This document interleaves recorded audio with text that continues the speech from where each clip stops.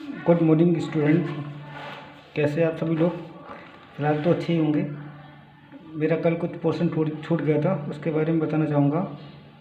तो स्टार्ट करते हैं।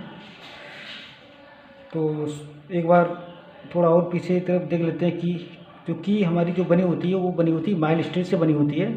ठीक है, माइल्ड स्टील से बनी होती है या फिर रॉड आयरन से बनी होती है। फिलहाल तो रॉड आयरन जो ज़्यादा महंगा लोहा होता है, इसी हिसाब से उसको हम या तो कभी कभी क्या होता है मृत कार्बन स्टील बोलते हैं। ठीक है, डेड माइल्ड स्टील से कभी कभी बना देते हैं, जैसे फैन की हो गई वैसे की होती जनरली यूज़ करते हैं। तो हम फिलहाल तो ये मृत कार्बन स्टील से बोलते हैं, डेड माइल्ड स्टील से बनाते हैं। और जितनी कपलिंग में, गियर में, बॉक्स में यूज़ होती हैं या व्हील में यूज़ होती हैं या फ्लाई व्हील में यूज़ होती हैं, वो उसको बनाते हैं माइल्ड स्टील से बनाते हैं। ठीक।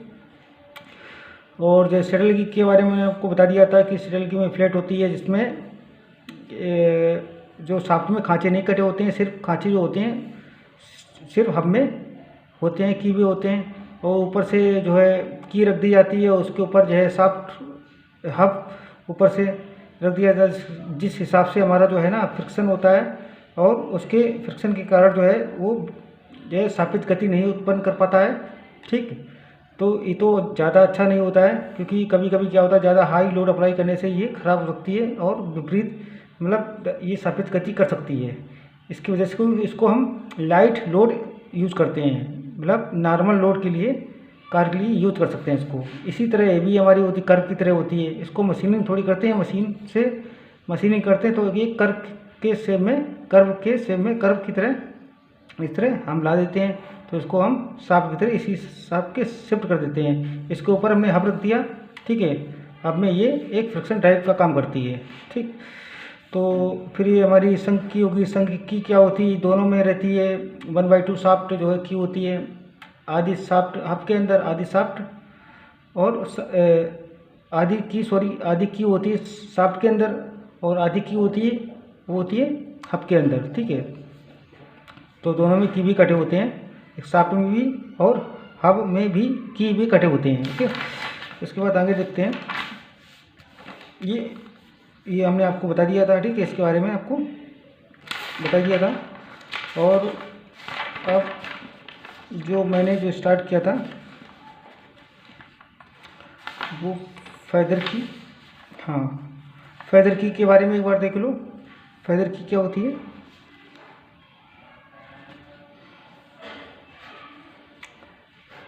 फेदर की भी इसी तरह टाइप की होती है, जैसे ये हमारा वुड रफ की हो गया। ठीक है, वुड रफ की क्या होती है, ये दोनों में क्या होता है, ये एक सेमी सर्किल होता है, मतलब अर्ध व्यास होता है, जिसमें दोनों में फिक्स रहता है, हब और शाफ्ट में। ठीक है, दोनों में फिक्स होता है, हब में भी और शाफ्ट में भी शिफ्ट रहता है। और फेदर की क्या होती है, एक तरफ जो हब में एक स्लाइड करती है, दूसरी शाफ्ट में फिक्स रहती है। ये हमारा क्या हो गया, फेदर की। ठीक है, हब में स्लाइड करती है, दूसरे शाफ्ट पर फिक्स रहती है। और जो है वुड रफ की क्या होती है, ये दोनों में फिक्स रहती है, हब और प्लस शाफ्ट में भी की फिक्स रहती है। अब बात करते हैं स्पर्शी टेंजेंट की क्या होती है।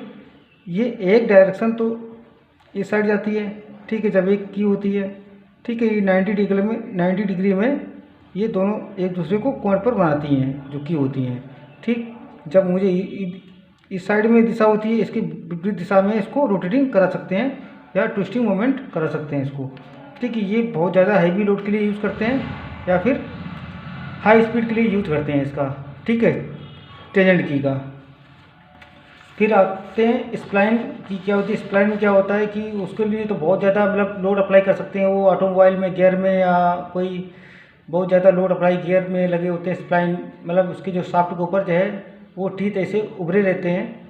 ठीक है, तो उसमें हम गियर को सेट कर देते हैं इस हिसाब से। अगर जो एक जो स्प्लाइन जो होती है, एक उभरे हुए जो टीथ ऐसे बने होते हैं, उस पर उसके अंदर जो है शाफ्ट इंसर्ट रहती है हब के अंदर, और हब में जो है कटे रहते हैं इस तरह। आपको भी हमने शायद जो इस तरह अंदर की तरफ कटे होते हैं इस तरह।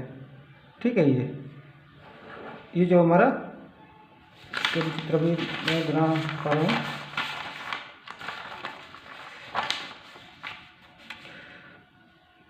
जैसे ही हमारा कोई हब हो गया इसके अंदरूनी, ठीक है। ये कीबे बने होते हैं, ये हमारा हब हो गया।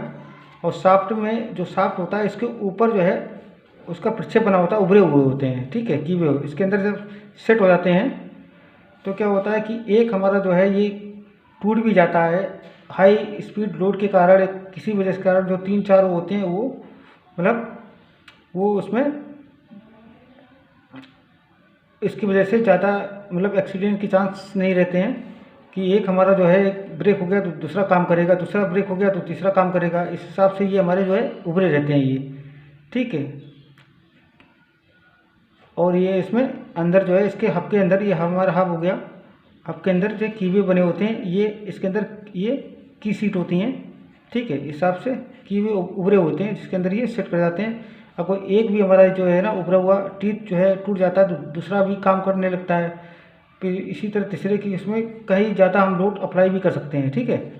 हाई स्पीड के लिए और हाई लोड के लिए, हैवी लोड के लिए यूज करते हैं, ठीक है। इसको स्प्लाइन बोलते हैं। तो आगे पढ़ाएंगे। तो अब हम पढ़ाएंगे रिपेयरिंग वाला, ठीक है।